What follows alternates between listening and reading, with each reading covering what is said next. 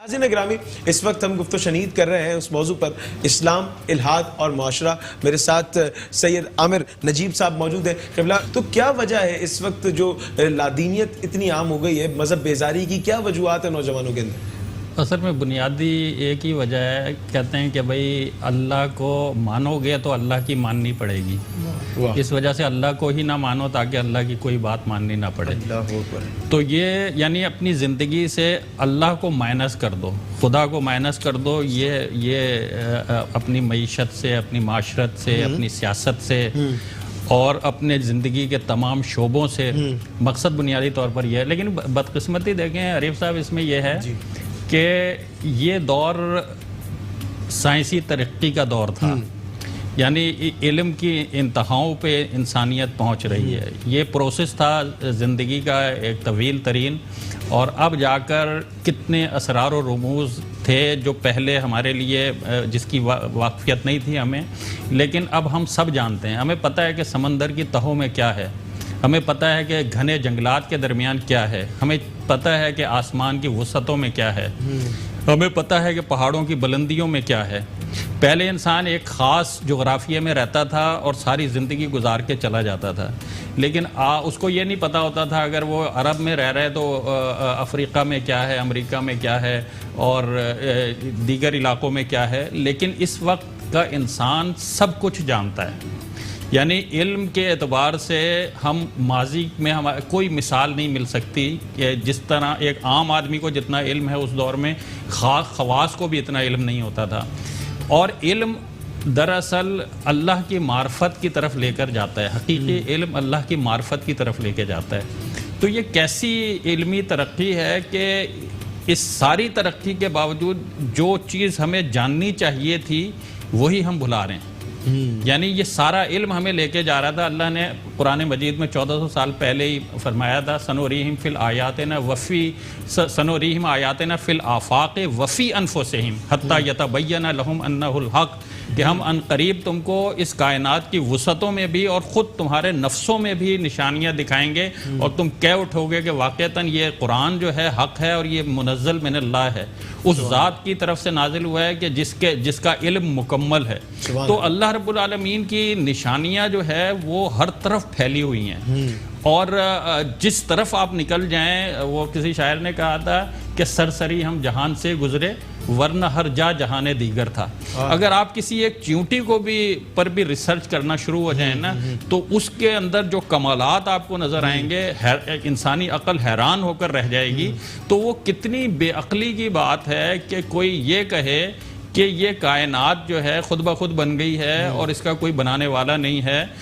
ہم یہ کہتے ہیں کہ یہ کائنات کی ہر چیز کا بنانے والا ہی ایک ہی ذات ہے، یعنی صرف اللہ کو ماننا نہیں بلکہ اللہ کی توحید کا اقرار کرنا۔ اللہ ہی نے اس پوری قرآن مجید میں اللہ نے فرمایا نا کہ بھئی تم جن لوگوں کو اللہ کو چھوڑ کر پکارتے ہو تو ذرا ہمیں تو دکھاؤ کہ انہوں نے کوئی ذرہ بھی پیدا کیا ہے۔ اور آج اتنی ترقی کے باوجود انسان مادہ پیدا نہیں کر سکتا، یعنی صرف ہم شکلیں بدلتے ہیں مادے کی اور اس سے استفادہ کرتے ہیں، لیکن کوئی چیز پیدا کرنے کے قابل ہم نہیں ہیں۔ کوئی بھی انسان، کوئی بھی اللہ کی مخلوقات میں سے کوئی بھی، جو کچھ اللہ نے پیدا کیا ہے بس وہی خالق صرف ایک ہے اس پوری کائنات کا، اور وہ اللہ رب العالمین ہے۔ اور اللہ نے دلائل دے کر سمجھایا قرآن مجید میں کہ بھئی اگر ہمارے علاوہ کوئی اور بھی اس کا خالق ہوتا اور کوئی اور بھی معبود ہوتا تو اس کے اندر جو اس کائنات میں آپ کو ڈسپلن نظر آ رہا ہے، نظم و ضبط نظر آ رہا ہے، سورج اپنے وقت پر نکلتا ہے، اپنے وقت پر غروب ہو جاتا ہے، اس کا کیلنڈر آپ 1000 سال بعد کا بھی بنا سکتے ہیں، 1000 سال پچھلے کا بھی بنا سکتے ہیں، اس میں کوئی لمحوں کا فرق نہیں ہوتا۔ تو اتنا منظم جو سسٹم ہے، یہ ساری جو سیارے ہیں، ستارے ہیں، اپنے مداروں میں تیر رہے ہیں، ٹریفک کا ہم نظام بناتے ہیں، منظم نظام بناتے ہیں، لیکن اس کے باوجود ٹکراؤ ہو جاتا ہے۔ تو یہ کیسا ڈسپلن ہے اس کائنات کے اندر کہ اس کے اندر کوئی رخنا نہیں ڈلتا۔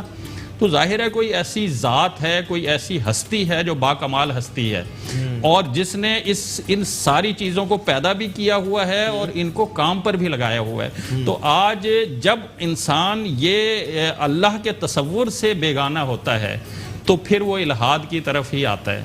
پھر وہ ایسی زندگی چاہتا ہے کہ من پسند زندگی اور اپنی خواہشات کی تکمیل چاہتا ہے. تو یہ ہماری جو ایک تہذیب کا ایک جلقار ہے جو دنیا میں یہ جو جتنے بھی فیشن انڈسٹری ہے اور دنیا کو رنگین بنانا، اور اس کا مقصد یہی ہے کہ لوگوں کو اتنی یہ اللہ کے تصور سے بیگانہ کر کے ایسی زندگی کی طرف لے آئیں کہ جس میں کسی اللہ کی ماننی نہ پڑے. اچھا دیکھیں، اللہ کی ہر چیز پرفیکٹ ہے. قرآن مجید میں اللہ نے چیلنج کیا کہ بھئی ہماری کسی مخلوق میں، کسی ہماری تخلیق میں کوئی چیز ایسی دکھاؤ کہ جس پر اعتراض کر سکو. تو ہر چیز پرفیکٹ ہے. تو بھائی جب اس ذات کی ہر چیز پرفیکٹ ہے تو زندگی گزارنے کی تعلیم کیسے پرفیکٹ نہیں ہوگی؟ سیاست کا نظام کیسے پرفیکٹ نہیں ہوگا؟